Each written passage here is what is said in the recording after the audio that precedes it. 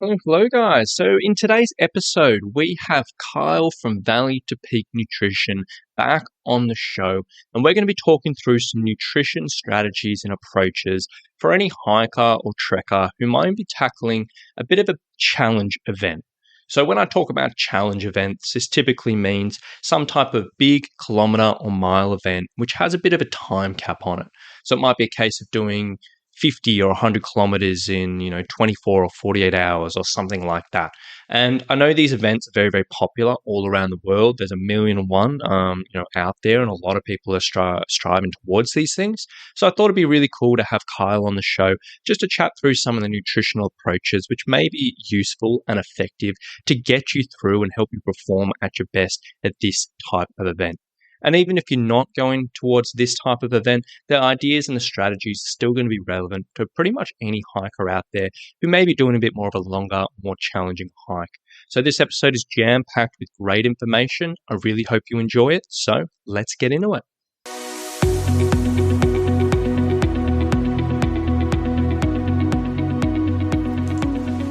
Hey, my name is Rowan Smith, and I want to welcome you to the Training for Trekking podcast.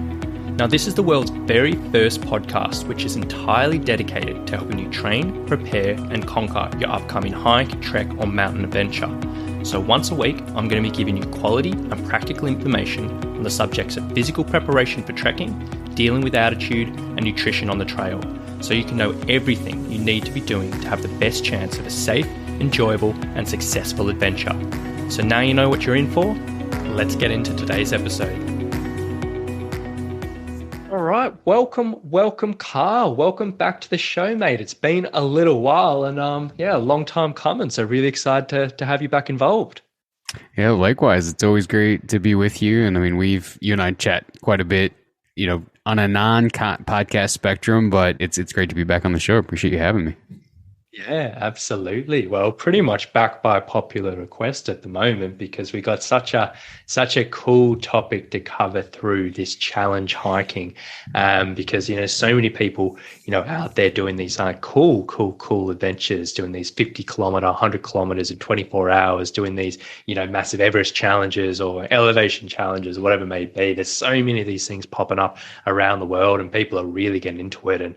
And it's just something that comes up all the time, people asking questions about it. And we definitely have got quite a few nutrition questions around this type of thing. And people love your previous episodes on the podcast. So I was like, you know what? Let's get Kyle involved, get him back on, and we'll see what we can come up with. I'm looking forward to it. All right. So pretty much, kind of before we dive into the questions, I'll just kind of define for the listeners sort of what we're kind of talking about today in regards to these sort of challenge hikes. It's really any of these more sort of, these endurance hikes that have a bit of a time limit behind them. So typically we might go out and do a 50-kilometer, 50-mile hike or whatever over a few days or whatever it may be. But these are the ones where you might be doing 50 kilometers or 100 kilometers in 24 hours, or you might be doing a certain amount of elevation in 72 hours or whatever it may be.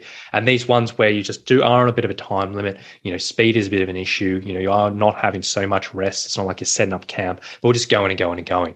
So for the listeners listening to this, anything that falls into those ideas and those sort of guidelines, it'll be pretty much what we're talking about today. And there'll be different levels to this as well. But that's kind of what we're talking about today. So I guess probably the first question I want to ask you here, Kyle, and the big broad one is, when we're looking at one of these big challenge hikes, what are the priorities in nutrition when you're first looking at something like this?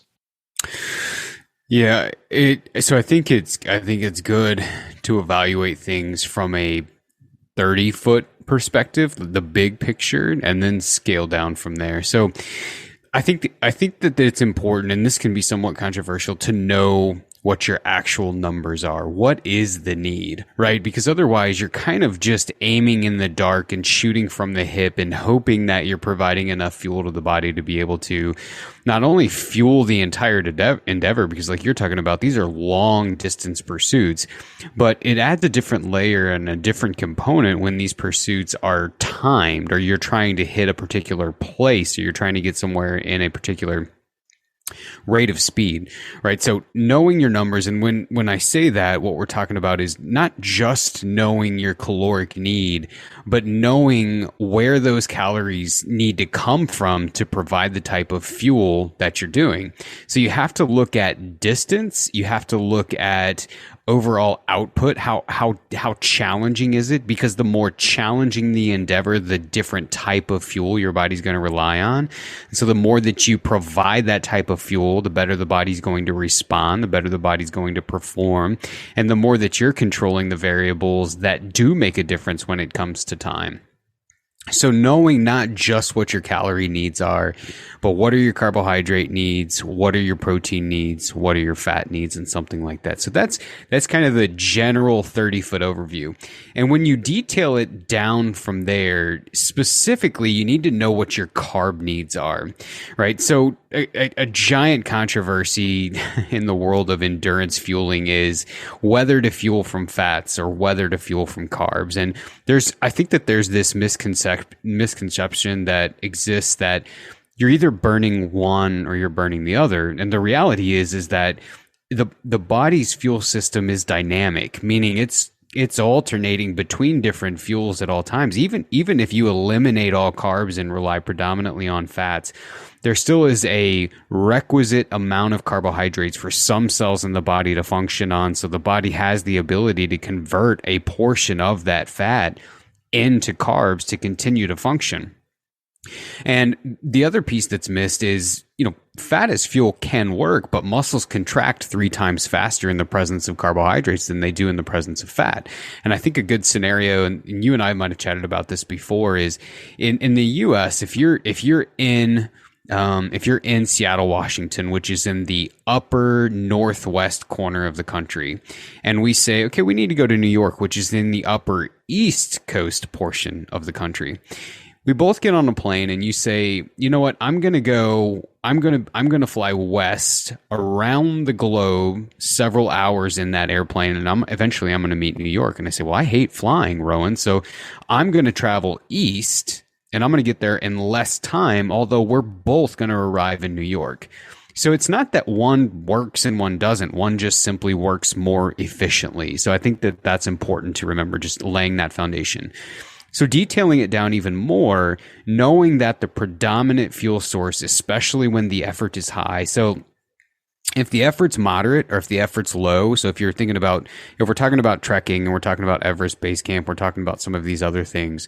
When the output's low, meaning it's pretty easy for you, you're walking on flat ground. The predominant fuel source in that type of endeavor may be more fat-based. And it's important to remember that there's a difference between using stored fat as fuel and consumed fat as fuel. But as that intensity increases, because as far as I know, it's not a flat hike to get to Everest Base Camp. As that intensity increases, the body relies more and more and more on carbohydrates to the point of when you get to 85% of your output, it's almost 100% reliant on carbohydrates. So now the game becomes not just knowing the total numbers that you need, but it also becomes a game of replacing the fuel stores that are used in that pursuit to get to it wherever it is that you're going. So now it's not just totals, but it's timing and frequency of intake and replacing those used fuel stores periodically to make sure that you never hit that wall and never run dry, never drain out your actual fuel stores. Yeah, absolutely. And then to follow up on that, obviously, this is a pretty individual thing to, individuals, to the events they're doing, to all the needs that you just mentioned there. But as a rough idea, how would someone start figuring that out for themselves or finding those numbers? Well, that can be the tricky part, right? Like it's hard to just give a generalization. And I'll say this too, like if someone's listening and they say, oh, I've tried that, but I've tried, that didn't work well with me, so I went an alternative route. Like let's say that someone subjectively said, I had better energy consuming most of my fuel from fat. That's the route they should take, right? This is a nutrition is a very tailored and individualized approach. And so if you have someone who subjectively says, well, I've tried this alternative way that goes against your advice, Kyle, or goes against science even. My suggestion for them would be then to continue to pursue that, regardless of what I say, regardless of what science says. They need to do what works for them. When you evaluate where a person should be in terms of their total calorie intake, we have different generalities based on multiplying a person's body weight by the gram, or I'm sorry, multiplying a person's body weight by a factor in kilos or pounds based on the endeavor, and they're wide ranges, right? And that's the problem with them. You almost have to sit down with someone on a phone call, get an idea of where their weight sits, talk about what the pursuit is that they're doing, and that'll give them a much closer idea of where they need to sit. But let's say that they had that number. Now all of a sudden you're starting to look at how to parse those calories out. Like, what percent of those calories should I be allocating to carbs? And again, this is a generality, which is hard to do on a podcast, right? Because it's so tailored to the individual, or it should be anyway. Typically, we're aiming for roughly 50 to 60% of those calories to be allocated to carb to provide sufficient replacement of the fuel that's used on those endeavors. Now, if you wanted to detail it down even more to a broader audience in terms of carbohydrate replacement, you're aiming to have anywhere between 45 to 90 grams of carbohydrate every couple of hours. Now, general sports nutrition, like if you're running a rather flat marathon, let's say, that recommendation changes to 45 to 60 grams per hour. And the reason I tend to suggest every couple of hours is it's because generally, especially if you're hiking uphill, it's that entire time isn't spent active. Many people take breaks during that time. Many people, aren't hiking at full out endurance. They're taking water breaks, etc. So we tend to back off of that a little bit. And another piece of that equation is, what can an individual's stomach tolerate? Some recommendations show that, some hikers, even at 120 grams of carbs in an hour, show improved performance.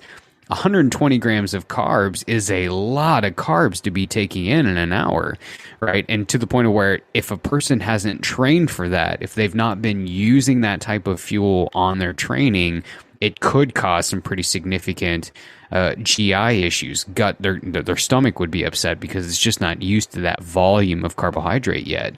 So it is a matter of playing with it. It is a matter of knowing those numbers. But again, sort of the why behind it is, we have reservoirs in our muscle, right? I like to personify nutrition because it helps me understand it better. We have reservoirs or fuel tanks in our muscles. Performance depends on the use of those reservoirs and then the constant refilling of them. If we fall behind the eight ball, if we're not staying on top of our fueling, those reservoirs run dry. And that tends to be the time when most people talk about hitting the wall, right? So you've heard people bonking, you've heard people say, "Oh, I hit a wall at, mile whatever it was." That tends to be because they didn't fuel. They either didn't stay on top of their fueling period, or maybe they stayed on top of their fueling, but they weren't aware of their numbers, so they didn't fuel enough to cover the actual pursuit that they were trying to take on. And then you may have already sort of said it. You mentioned a couple of typical mistakes or whatever it may be with all that. But as a whole, with these types of events, like, what would you sort of say is, I guess, the biggest nutrition mistake or misunderstanding that many hikers might have with this type of challenge event? Yeah, so there's no question to me that the one that stands out the most is probably not eating enough. Right. And so we tend to carry over like the idea of our nutrition needs in an office setting being similar to what they are on a trail. So we're afraid of eating too much. But an extension of that, and this would be part two, is not taking enough of the right things. When I start meeting with hikers, like, a lot of the conversation in the hiking and the trekking world when it comes to nutrition revolves around calories per ounce, right? They're basically trying to get the most bang for your buck from a calorie, but also keep your pack weight light. The problem with that is calories only matter if they're coming from the right source, right? And that again depends on the endeavor. If the endeavor is really challenging, and most treks involve usually a decent amount of ascending, going upwards, gaining elevation, right? Which is far more taxing than just walking in a straight line. Studies have shown that the more that pendulum shifts towards being a really high output endeavor for you, the more the body is dependent on carbohydrate as the fuel source as opposed to fat. So sure, you may have enough calories to cover the estimated need and you won't be, losing weight, but if they're not coming from the right source, the turnover for the muscle to contract, the fuel turnover for the muscle to contract won't be as significant or as great as it could be if it was focused on what the body actually needed for fuel. And then one of the typical, I guess, characteristics of these types of events is, more than often there's going to be a time cutoff, and we're trying to, sustain some pretty quick paces, either for someone who's competitive and they're trying to get through this in a certain amount of time, or just someone who's just trying to make the cutoff. So, typically they're not stopping a huge amount of time or whatever it may be. So in that situation, if a hiker, did want to fuel themselves without stopping, are there any sort of strategies or ideas you would recommend to help with that? Yeah, so a couple of really good ideas to remedy that, or to sort of fix that, would be focusing on a couple of different things. You want to make sure that whatever you're eating is easy to eat on the go, right? That seems obvious. You want to make sure that it's relatively low in fiber, low in fat, and low in protein. And these are three that people, like, if anyone's ever listened to any podcasts I've done with you, or podcasts at all that I've been fortunate to be on, this is something they've heard me probably say ad nauseum. And again, the reasoning behind that is those three things keep food in the stomach for prolonged periods of time, right? It delays digestion.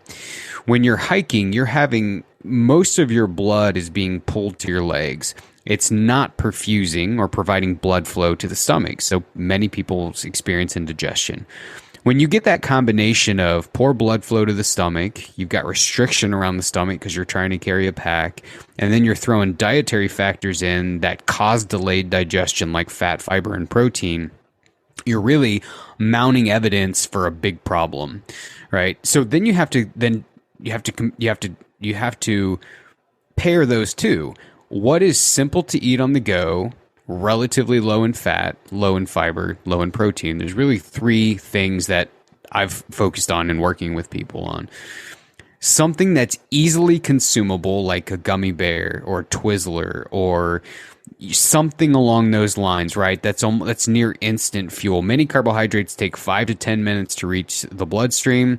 They peak at 2 to 3 hours. And the more factors that you eliminate, the more factors you get out of the way that delay that digestion, the better. So if you think about, gummy bears or candy, that's nearly pure sugar. And that's going to, of course, everybody's aware right now of the detriments of too much sugar. But this is where I challenge that thought, is when you're on the mountain, the body processes that different than as though you were just sitting in an office chair. In fact, when you look at research and graphs of data, you see, like, one of the biggest concerns with people eating sugar is, everybody's aware of, it causes a big blood sugar spike. And people know that leads toward or is diagnostic criteria for diabetes. That might be true for the inactive person in an office. But when you look at a graph and someone extremely active in the middle of an activity taking in high volumes of carbs, that blood sugar spike is blunted. In other words, it's like a very small rolling hill as opposed to a big mountain peak. And a part of that reason is the cells are more receptive to that fuel. So it's processing. It's like taking a wad of newspaper and putting it in a fire. It's almost instantly used as fuel as opposed to being just sitting in the system longer. So something like a gummy bear, some sort of an electrolyte type of a mix. So like I've often recommended Tailwind. I know you do the same. If people don't want to invest that kind of money, a simple like Gatorade solution would be fine. I've even had people take Tang. I don't know if you guys have that. Do you guys have that in Australia? Yeah, here and there, not quite as popular, but we do It's have like it floating around. so it's an orange, yeah, it's like an orange Kool-Aid basically that provides the three simple sugars, which is known to take whenever you provide the three simple sugars as opposed to only one sugar source, you get a greater uptake. It refills the muscles quicker and provides better fuel than if things were just in one simple sugar. So we've got those two things, gummy bears, and then some sort of an electrolyte or a carb replacement type of a drink. And then the third thing, if people are looking for more whole foods, it would be something like dehydrated fruit or salted and boiled potatoes. Now, obviously, on longer treks, you're going to struggle with the logistics of trying to fit in salted and boiled potatoes. There's only so long that's going to last. But if you can think about mixing those in throughout the entire duration of your trip, like maybe day 1, day 2, you can snack on these boiled potatoes, which are full of sodium, full of good potassium, great sources of fast digesting carbohydrate, as well as this, dried fruit too. And then later on in the trip, as convenience goes, is less available, right? Potatoes are only going to last so long. You can rely more on these other packaged foods like gummy bears or Twizzlers or some sort of an electrolyte mix or what have you. And then I guess the next question you want to go into, and obviously this is a massive topic, but I want to talk a bit about hydration, because obviously hydration pretty important. When we're doing something that we're trying to sustain output for a long amount of time, minimal rest, and yada yada yada, it'll obviously pretty important. So if a hiker was looking at one of these challenge events and saying they had 24 or 48 hours to really smash something out, how could they figure out kind of how much they need to hydrate for an event like this? Well, I think again, you have to view things on a spectrum, and everything in nutrition, like when I talk about it with people, there's this idea of optimal, like what's the optimal recommendation? What's the most juice I can get out of the squeeze, right? People want optimal suggestions. The trouble with that is sometimes optimal doesn't line up well with practical, and you've got to find this middle ground that'll work well for you. So optimal recommendations are like replacing half of a liter to 0.8 liters every hour throughout the duration of the hike. Now, if anybody's been in the backcountry, filtering water, filtering water would be a full-time job trying to replace that amount, right? So, but second to that, leaning more towards practical rather than optimal, I think drinking to thirst for one, or reminding yourself to be sipping throughout the trek as opposed to not having any at all. But more importantly, looking at the color of your urine to see, am I hydrated, right? So if that color tends to lean more towards dark amber yellow, you're behind the 8 ball. If that color tends to lean more towards clear, you're way more than fine. So you're kind of aiming for that straw yellow type of a color, right? I know that sort of is like a taboo thing to mention as a metric for measurement, but that's a general suggestion as to evaluate, am I sitting in a good spot, or do I need to be drinking more? And I think something that's also important to that is thinking about the environment and the environmental conditions, meaning, is it really hot outside? Because if so, you can't just replace with water. You need some sort of a solution with sodium in it to replace A, what you're sweating out, and B, if you start oversaturating with water, in addition to losing sodium in sweat, then you run the risk of getting too low of sodium in your blood, which is a risky situation no one wants to be involved in. So you've got to evaluate the overall picture of the trek, not just say, oh, you should drink a liter an hour or whatever. Most studies show no significant decline in performance within a percentage of our total body weight lost in water.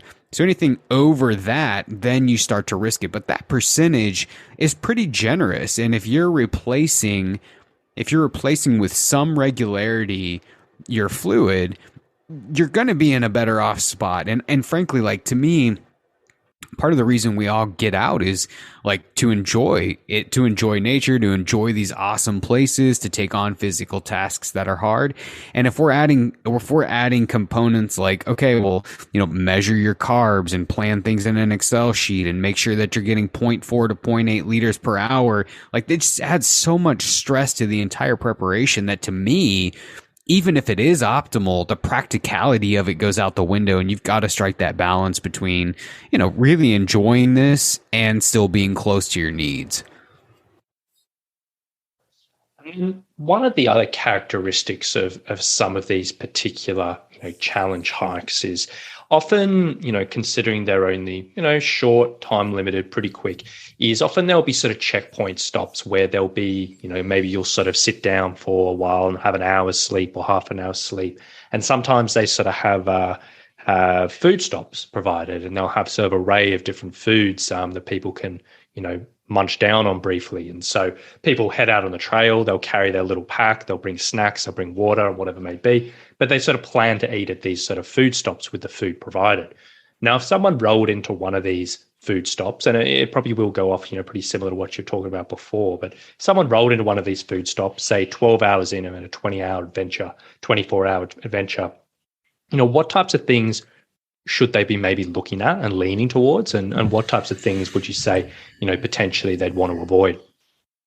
Yeah, I think you hit the nail on the head. It pretty much mirrors what we had talked about earlier. So making sure that you're replacing the type of fuel that's used. And I think, an extension of that conversation is a lot of people tend to focus on protein somewhere. We've been told that protein is a good fuel source, and it's not. Protein's job is recovery and repair.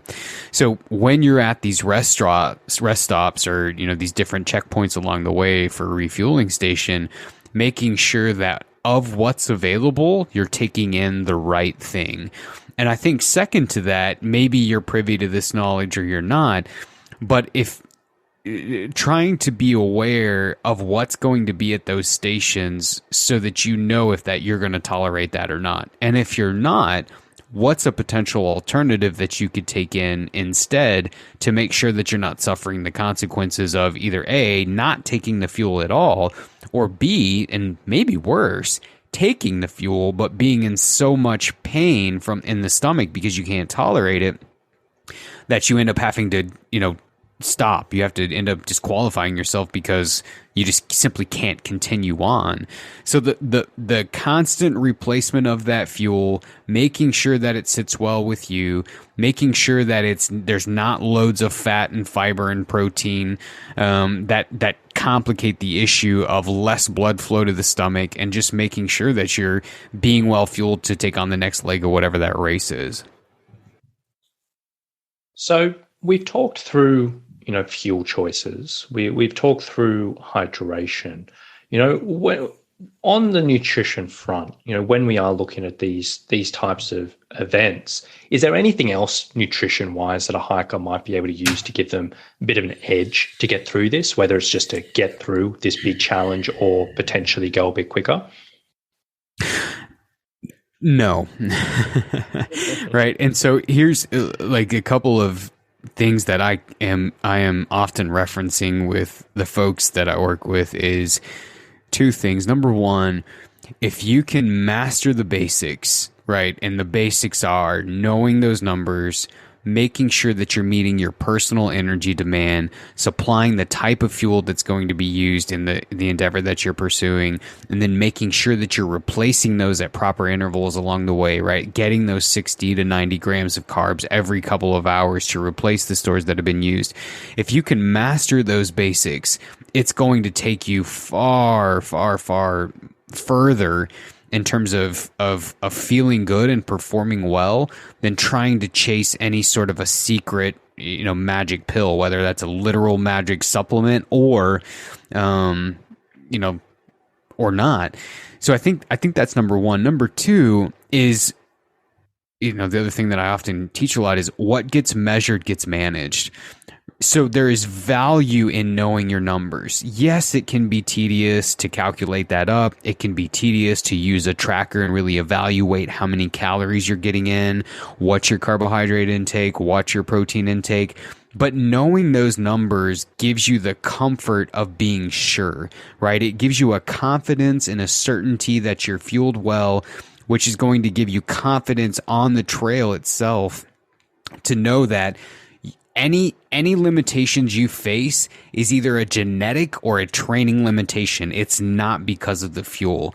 And the less uncertainty that you've got going into something like that and pursuing an endeavor like that, the more confidence you'll have, the better you'll perform. So I fully recognize the tedious nature of tracking your nutrition, but the value that it provides, and I think a key part of that is remembering tracking's not forever. It's done for an intentional purpose for a short period of time to accomplish a certain goal. And then you can decide if you want to keep doing it or to get rid of it. But a lot of the folks that I meet, they're just kind of swinging for the fences and hoping that they end up doing well. Whereas the certainty that tracking brings and making sure that you're truly close to those numbers just gives you a confidence that you can't teach and you can't go by, right? And having that confidence in a race or on a trail is just that extra edge that I've found that athletes get that gets them just a little bit ahead of the competition. And then when a hiker is in the lead up to this type of thing, and say, they've got a 100-kilometer event over 24 hours, they're 2 months out, they've been training, they've been doing this and doing that. During the actual training and practice hikes, should a hiker be practicing their nutrition? Is there anything in particular they should be trialing, or is that something you would recommend?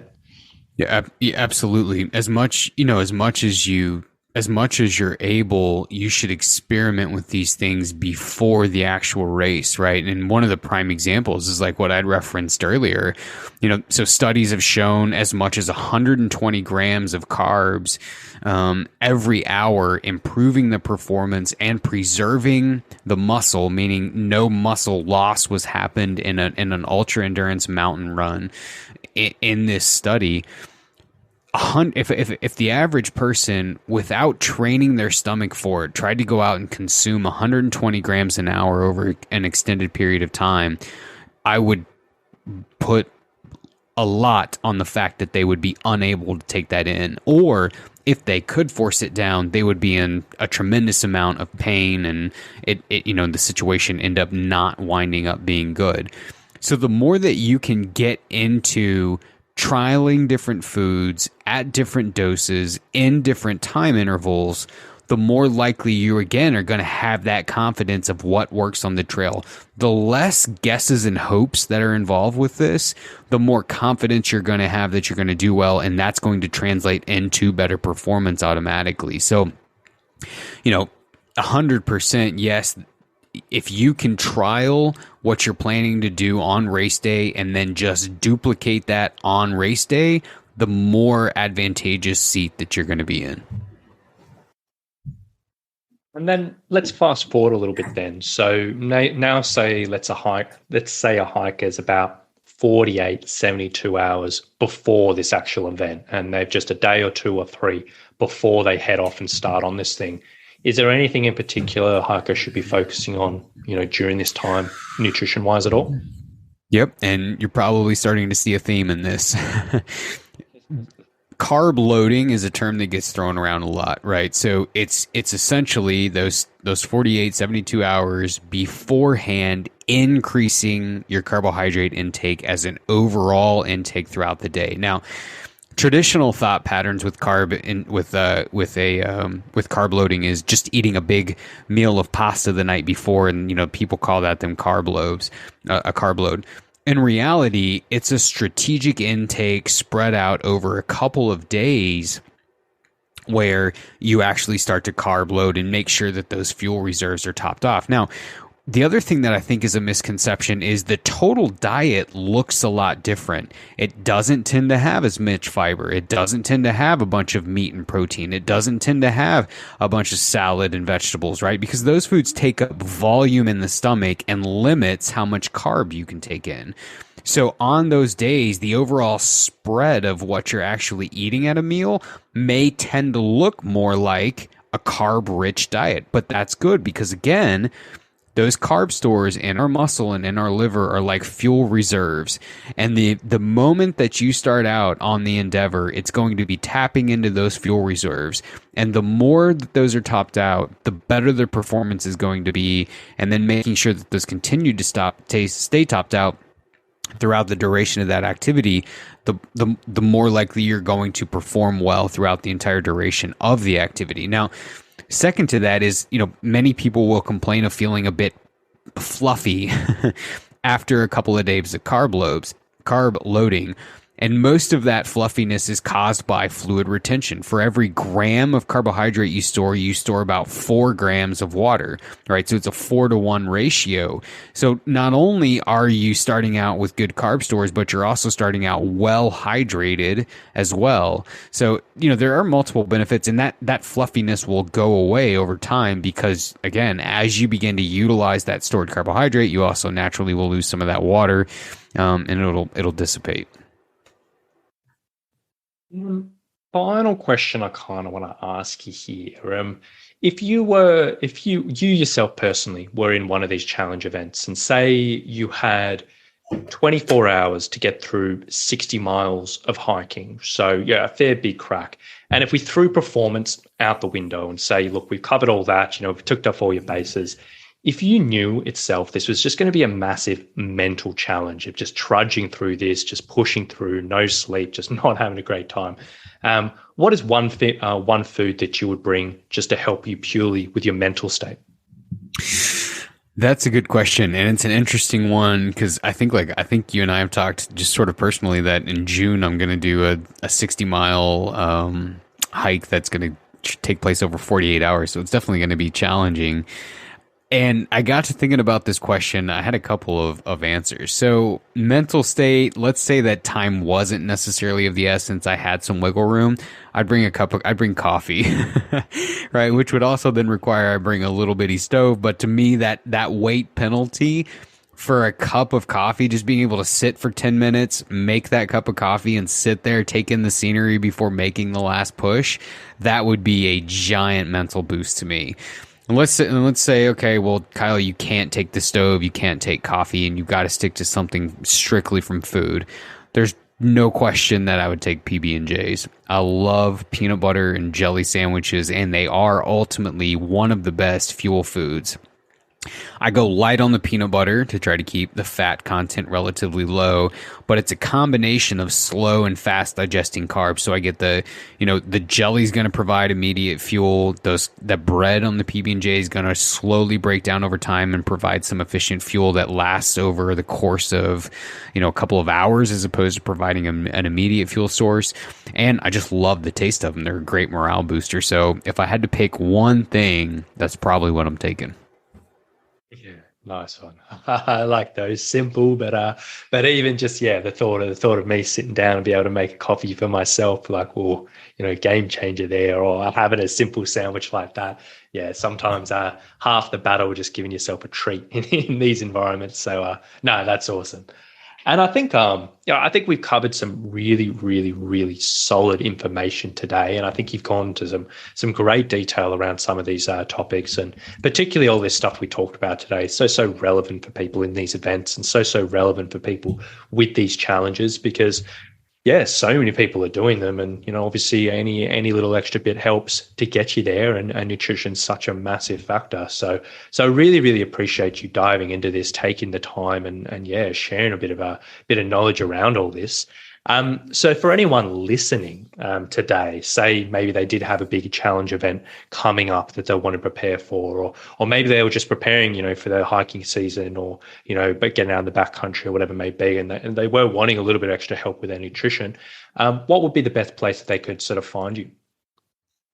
Yeah, anywhere on social media, our website. So V2P Nutrition is the Instagram handle, and that's V with the number 2. P Nutrition. The website's v2pnutrition.com. You and I do a little Q&A session on Monday, so it'd be great to have folks do that. There's a link on the website and in some of the social media profiles. If you click that link, it'll take you to a ton of different free hiking related nutrition resources that I've put out, different podcasts. We have a podcast. So there's the Valley to Peak Nutrition podcast. You can search on any podcast platform. So yeah, I mean, anything that you can think of by way of resources I've tried to provide. And, I love this group. It's a community that I am in myself. And so I love and am passionate about giving nutrition information. And, I'm always happy to chat with people. So any emails that someone would send, I'm welcome that too.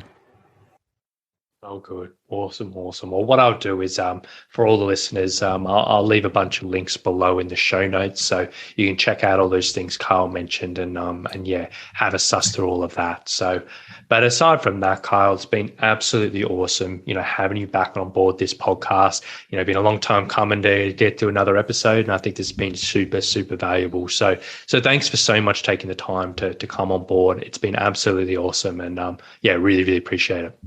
My pleasure, Rowan. Thanks for having me.